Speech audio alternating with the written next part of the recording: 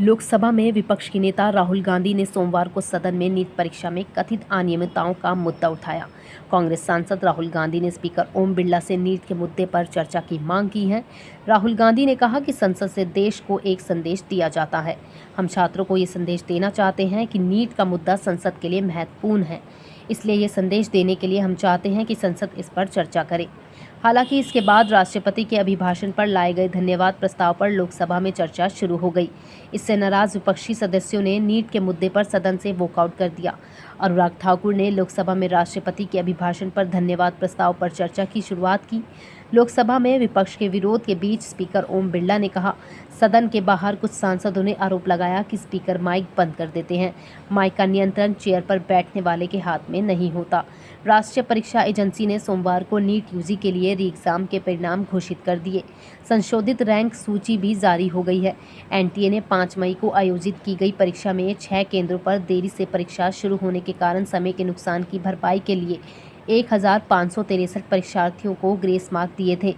इन्हीं परीक्षार्थियों की पुनः परीक्षा आयोजित किए जाने के बाद ये संशोधित परिणाम जारी किया गया है। सुप्रीम कोर्ट के आदेश के बाद 23 जून को 7 केंद्रों पर आयोजित की गई पुनः परीक्षा में 1563 परीक्षार्थियों में से 48% उपस्थित नहीं हुए थे।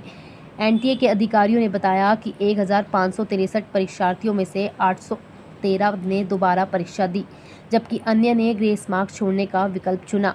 चंडीगढ़ केंद्र में सिर्फ 2 अभ्यर्थियों को परीक्षा देनी थी, वहां एक भी परीक्षार्थी उपस्थित नहीं हुआ। जांच के घेरे में आए हरियाणा के झज्जर जिले के केंद्र पर 58% उपस्थिति रही, जहां 494 परीक्षार्थियों में से 287 ने पूर्ण परीक्षा दी। आरोप लगे थे कि ग्रेस मार्क की वजह से हरियाणा के एक ही केंद्र से 6 परीक्षार्थियों के साथ 61 अन्य उम्मीदवारों को पूरे 720 अंक मिले। सुप्रीम कोर्ट ने ग्रेस मार्क को रद्द करने का आदेश दिया और पूर्ण परीक्षा का विकल्प दिया।